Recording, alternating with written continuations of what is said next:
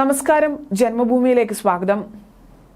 പോരാളി ഷാജി എന്ന സൈബർ സംഘത്തിനെതിരെ നിലപാട് കടുപ്പിച്ചിരിക്കുന്നു CPM.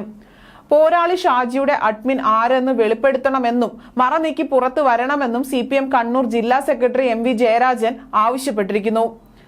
സൈബർ സംഘങ്ങളും CPMുമായി പൊരുതാനാകാത്തത് പാർട്ടി അണികളുടെ ഇടയിലും ചൂടേറിയ ചർച്ചയ്ക്ക് വഴിയൊരുക്കിയിരിക്കുകയാണ്.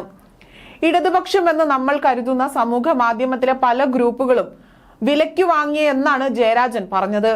പോരാളി ഷാജി, ചെങ്കോട്ട, ചെങ്കതിർ തുടങ്ങിയ പേരുകൾ എടുത്തു പറയുകയും ചെയ്തു.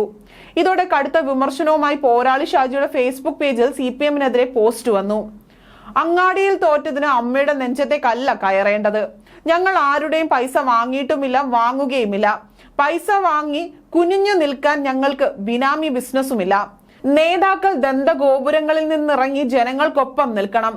അതിന് പറ്റിയില്ല എങ്കിൽ ചെങ്കൊടി താഴെ വെച്ച് വല്ല പണിയും എടുത്ത് ജീവിക്കുന്നതാണ് നല്ലത് എന്നായിരുന്നു കുറിപ്പിന്റെ ചുരുക്കം. പിന്നാലെ MV ജയരാജൻ വ്യാഴാഴ്ച പത്രസമ്മേളനം നടത്തി പറഞ്ഞത് ഇങ്ങനെ: പോരാളി ഷാജി എന്ന പേരിൽ എത്ര പേജുകളുണ്ട്? യഥാർത്ഥ പോരാളി ഷാജി ആണോ അതോ വ്യാജനാണോ എന്ന് നമുക്കറിയില്ല. അതിന്റെ അഡ്മിൻ ആരാണ്? അയാൾ പുറത്തു വരട്ടെ. LDFന് അനുകൂലമായാണ് ഇവരുടെ നിലപാടെങ്കിൽ ആരാണെന്ന് തുറന്നു പറയാൻ എന്താണ് അഡ്മിന് മടി? എന്റെ വാർത്താ സമ്മേളനം കാണുന്ന പോരാളി ഷാജിയുടെ അഡ്മിൻ ഇടതുപക്ഷ ആശയം നാട്ടിൽ പ്രചരിപ്പിക്കുന്ന ആളാണ് എങ്കിൽ പുറത്തു വരണം. ധൈര്യത്തോടെ പറയണം പോരാളി ഷാജി ആരാണ് എന്ന്. ഒരു പോരാളി ഷാജിയെ കുറിച്ചും പാർട്ടിക്ക് അറിവില്ല. ഇടതുപക്ഷത്തിന് കാഴ്ചപ്പാടുള്ള പോസ്റ്റുകളല്ല പലപ്പോഴും കൊടുക്കുന്നത്. ഇപ്പോൾ വരുന്ന റിപ്പോർട്ടുകൾ അനുസരിച്ച് വടകരയിലെ കാഫിർ സ്ക്രീൻഷോട്ട് കേസിൽ ഇടത് സോഷ്യൽ മീഡിയ പേജുകൾ കേന്ദ്രീകരിച്ച് അന്വേഷണം ഊർജിതമാക്കി എന്നാണ്. പോരാളി ഷാജി, അമ്പാടിമുക്ക് സഹാക്കൾ, ചെങ്കതിർ തുടങ്ങി ഫേസ്ബുക്ക് പ്രൊഫൈലുകൾക്കെതിരെയാണ് അന്വേഷണം. ഈ പേജുകളിലൂടെ വ്യാജ സ്ക്രീൻഷോട്ട് ആദ്യം പ്രത്യക്ഷപ്പെട്ടത്.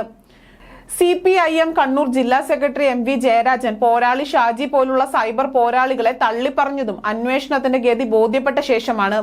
സൈബർ ടീമിന്റെ സഹായത്തോടെ ശാസ്ത്രീയ അന്വേഷണം പുരോഗമിക്കുകയാണ്.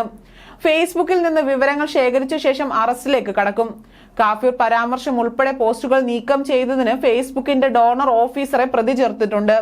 CPIM നേതാവ് KK ലതയുടെ ഫോൺ പരിശോധിച്ച് മൗസർ തയ്യാറാക്കിയിട്ടുണ്ട്. KK ലതയുടെ FB പേജ് ഹാക്ക് ചെയ്യപ്പെട്ടു എന്നാണ് പോലീസിന്റെ വാദം. കേസിൽ ഇതുവരെ 12 പേരുടെ മൊഴി രേഖപ്പെടുത്തിയിട്ടുണ്ട്. പ്രതികളെ കുറിച്ച് പോലീസിന് വ്യക്തമായ സൂചനയും ലഭിച്ചിട്ടുണ്ട് എന്നാണ് വിവരം.